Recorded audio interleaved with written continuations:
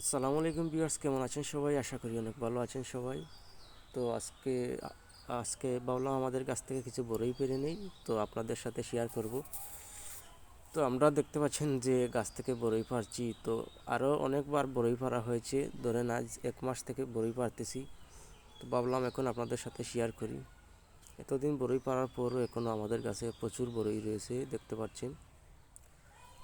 তো অনেকে অনেক জায়গায় অনেক নামে এটাকে চিনে, কেউ কুল বলে, কেউ কুল বড়ই বলে, আমরা এখানে বড়ই বলি। তো দেখতে পাচ্ছেন আমি বড়ইগুলো সংগ্রহ করেছি।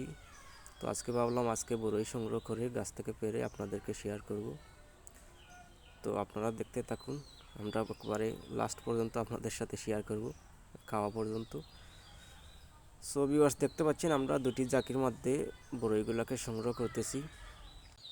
তো জানি না আমি এই বড়ইগুলোর জাত কী, তবু অনেক ভালো বড়ই, অনেক মিষ্টি খেতে।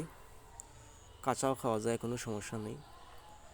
কাঁচা খাওয়া যায়, পাকলে আরও মিষ্টি হয়, যেমন হলুদগুলো আরও বেশি মিষ্টি হয়, মানে পাকার আগে যে হলুদ হয় সেগুলো আরও মিষ্টি হয়।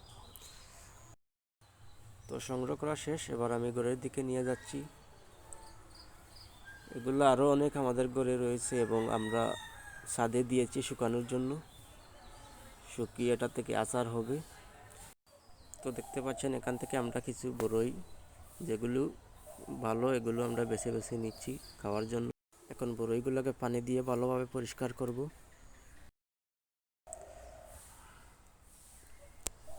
তো ওভাবে করে আমরা ভালো করে ধুয়ে নেব। ধুয়ে নেওয়ার পর একটি শুকনো বাটিতে রাখবো।